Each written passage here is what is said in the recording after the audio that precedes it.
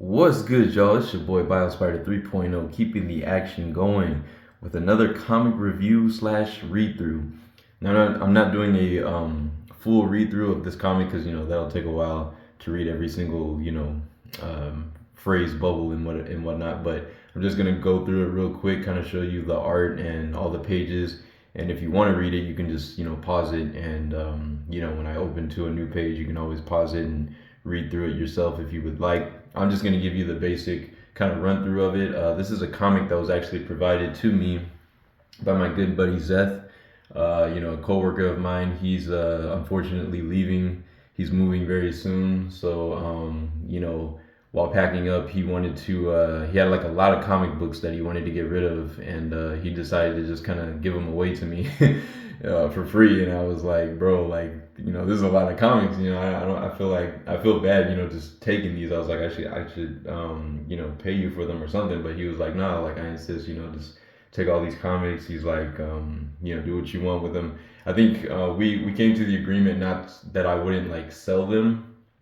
I think if I was gonna like give them away to people, there was some condition that we settled upon. But basically, I think he just didn't want me to like sell them or anything.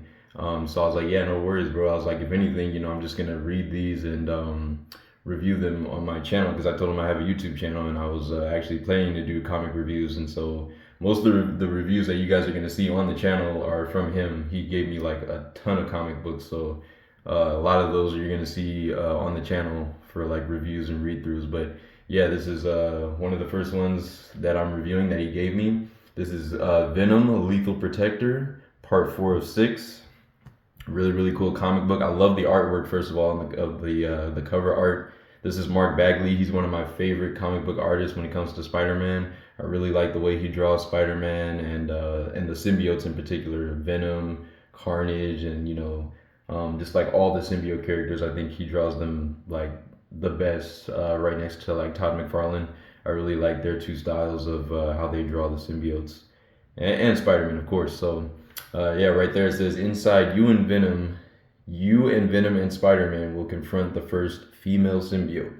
So that is this lady right here, who a lot of us may know as Scream. All right, the first female symbiote. So without further ado, let's get right into it. So on this first page, we start off in a secret installation in the Mojave Desert with Carlton Drake. Carlton Drake, if you guys have seen the Venom movie, he's basically the leader of the Life Foundation, which is kind of this, it's an attempt to create a utopian society following the events of like the Cold War, which I'm not necessarily sure if the Cold War is like referencing the actual Cold War, like the U.S. Cold War, or like something that specifically took place in Marvel Comics. I haven't like read up, on that, very in depth or anything. But basically, following the events of the Cold War, Carlton Drake tries to starts up the Life Foundation, which is basically an attempt to kind of start a utopian society and find like the perfect protectors of the world, try to keep the world safe after, I guess, all these like dangerous and threatening events have like shown up on Earth and stuff. He's kind of, trying to take his method of precaution and stuff of, creating that utopian society and finding the perfect, protector. And so Venom is actually at the forefront of that. So you can see right here, Venom is trapped in this kind of like sonic chamber field, and it's keeping him at bay, obviously, because sonics make his symbiote weak. And so he's basically mad and just talking crap to Drake and stuff. He's like, man, I can't wait till I get out of here. So, or we can't wait till we get out of here, right? Because him and the symbiote, they always say we. And so he's like, man, we're gonna like eat you and all that stuff. And so Drake's kind of explaining to him about like his whole Life Foundation and everything, and all the like homes and things that he's trying to provide for the clients or whatever that are paying for these like houses, like this kind of this protected housing to stay in. And he has clients that are paying like handsomely to live in these protected places. underground and everything. And we'll go to the next page. He's basically saying that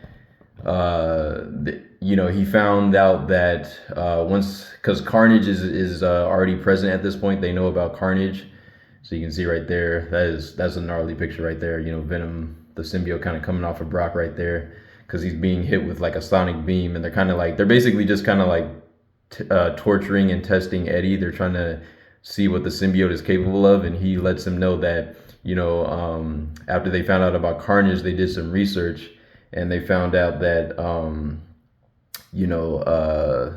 the what do you call it? That Carnage got his abilities from a spawn, basically, of Venom, right? So everybody knows like Carnage is the first spawn of Venom, and so he was like, that's when he got the idea that if we can find these other spawns of like the symbiote and basically control and contain them and get them to bond with our volunteer personnel, these kind of like security personnel or whatever, we can turn them into like the perfect, protectors, like the lethal protectors. I think that's where the idea of like the lethal protector Venom comes in. So he's saying basically, if we can capture the symbiote, get them to bond with all these security personnels and turn them into like the perfect warrior protector, then that's the ultimate goal of the utopian society that they're trying to create and keep people protected and whatnot. And so so he's like basically telling them all that. And then we go over here. We stop at Santa Cruz, California for a little bit, which, hey, shout outs to Cali. You know what I'm saying? But yeah, Santa Cruz is a little city in Northern California, and basically a convenience store is getting robbed.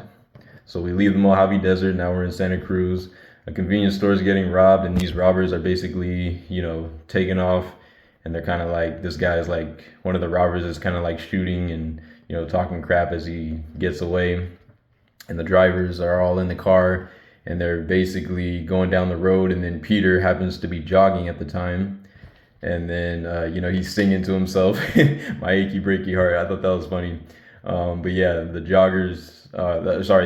robbers almost hit Peter. So they swerve at the last minute, get out the way, and just narrowly avoid hitting Peter right there. See that screech, right? And they're all like talking in the car and whatnot. And then obviously, with Peter being the one they almost hit, Spider-Man quickly shows up on the scene, he lands like on their windshield and kind of spooks them. And he's just kind of talking to himself about like his approach and everything. And just basically talking spidey stuff in his head, like these are the thought bubbles, so he's not actually saying this stuff out loud, he's just kind of talking to himself. But very quippy little stuff from Spidey right there. This is a really cool page right here, I gotta admit too. First CD-ROM game in a cartridge, flashback, the quest for identity.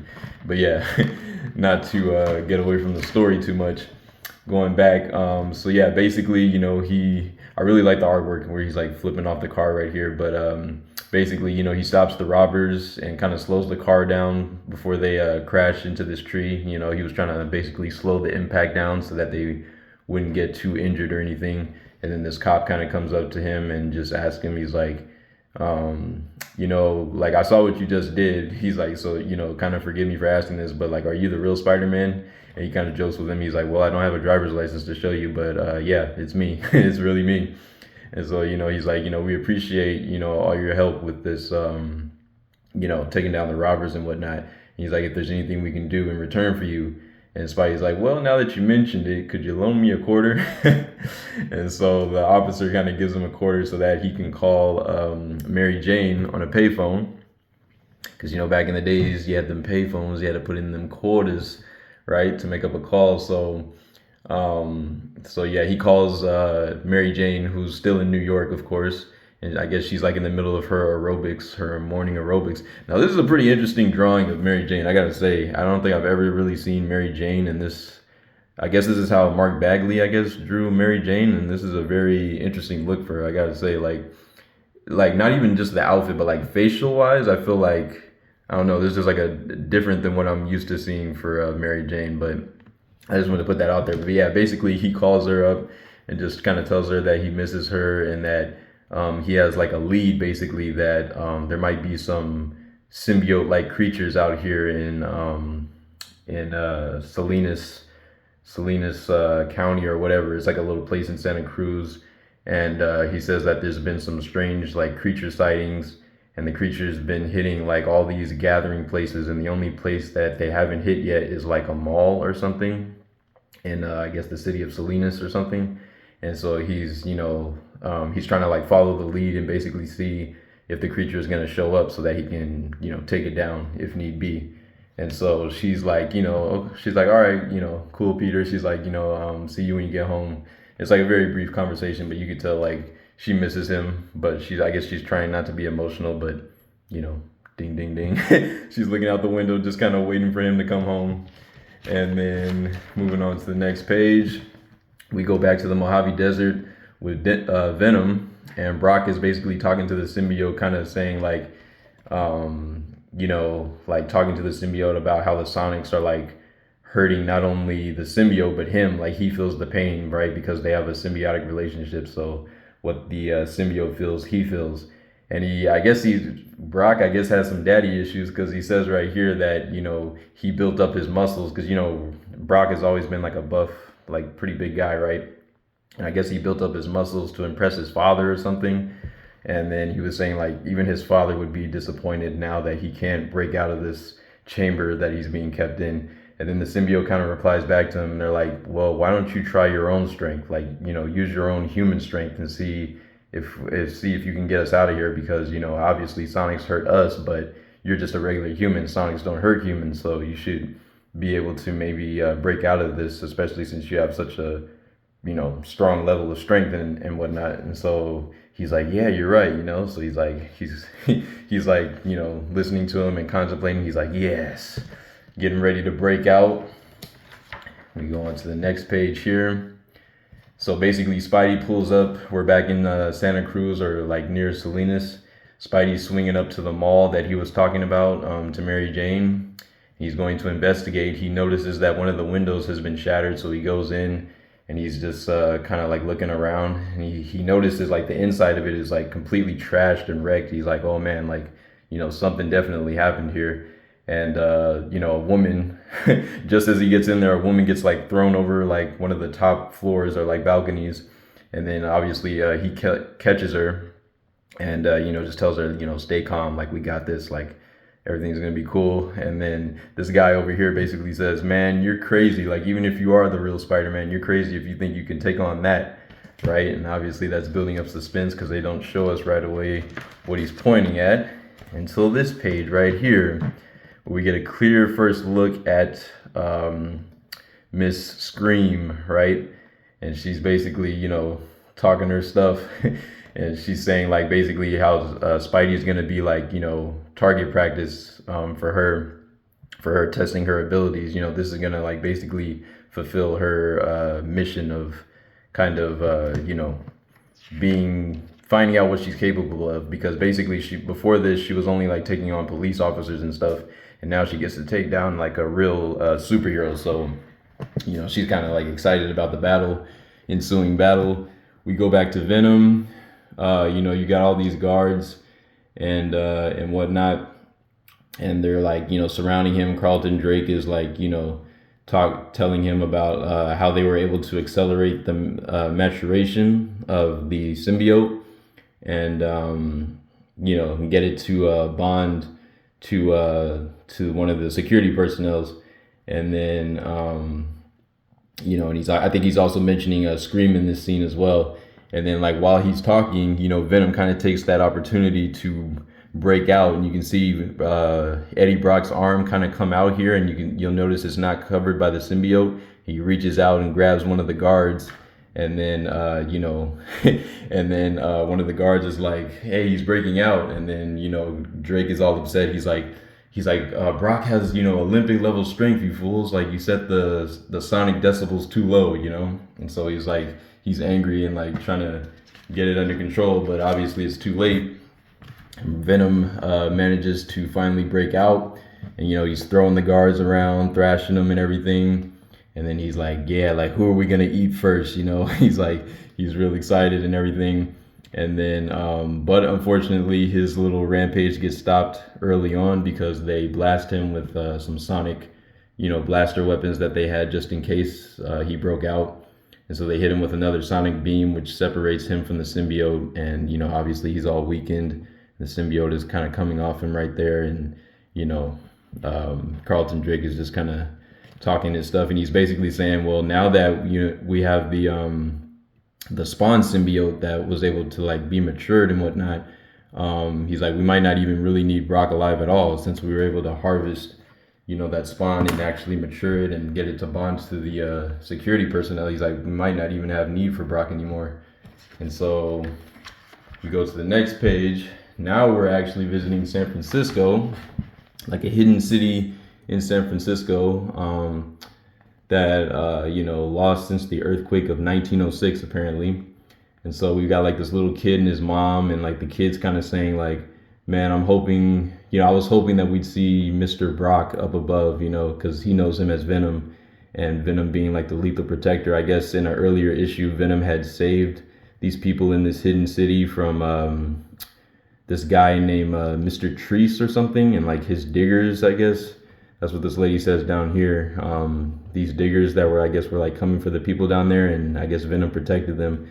And then you have this guy that's basically saying like, oh, he's kind of talking crap about Venom, saying like, he's like telling the lady like, you should tell your boy to be scared of Venom, or like use Venom to scare your boy into doing his chores and whatnot. And basically trying to say that Venom is like not like their friend or anything. He's not like a friendly monster or ghost. Like he's a monster, right? And so he's like, only God would be able to protect us from anything that happens, like the diggers showing up again or something like that. He's like, Venom wouldn't be someone that we could rely on to protect us. And then you got Spider-Man back. We're back at the mall in Salinas. Spider-Man's going at it with Scream, and then he's kind of like, he's talking his stuff because he notices that in the beginning of the fight, he kind of gets the upper hand on Scream, and then but she recovers quickly, and so he noticed that the symbiote is obviously like making her strong and whatnot, like she's recovering very quickly. But he also notices that she's very inexperienced. Like this is her first battle with a superhero, which kind of gives him the upper hand. So he's learned a lot of things at this point that she has not, even though she has like a lot of strength and whatnot. She's not used to fighting somebody of like his speed and strength, and so he kind of uses that to his advantage, tries to like use some webbing on her, and then he kind of like dodges. She's like throwing stuff at him, he dodges, quickly counters, comes back and like hits her, and she can tell that she's losing the battle. And so as like a last ditch effort, she kind of, going back over here, as a last ditch effort, she basically grabs a guy and tries to like throw him through a window. And Spidey obviously catches the guy before he goes through the window and everything. And then he's like looking around for Scream, and he doesn't see her. And then this guy down here basically tells her that he saw her on the stairs and that she's heading to the roof. And he's like, yo, thanks. He runs up to the roof as fast as he can. He notices a big hovercraft going in there, and it's kind of flying away. And so he webs onto it really quick, and it takes him, he basically like, he's on a web line, so he's following it now. And then we go back to San Francisco, and we got Mr. Treese, that guy with all the diggers, and he's basically, I guess he's like torturing this guy, and they're like injecting him with like different stuff, and he's trying to see if he's basically talking about like a gold, I guess there's like a gold mine or something like underground that he's trying to get to. I guess that's where the diggers come in. Like he's trying to get to the gold before these other people discover it and claim it. And then we get in this last scene, basically Spidey comes down, or like he lands, the aircraft lands into this like little hangar thing. Spidey comes in real quick, and he kind of like, he sees that that Scream has basically, like the symbiote has turned into civilian clothes, and so he sees like the lady that was trapped inside for the first time, and he's kind of like following her and these other people, like the guards and stuff, trying to see where they go. He's trying to find Venom, and then so he's about to like run into these guards, and then he he kind of like gets into a he tries to keep a low profile at first, and then he takes the direct approach,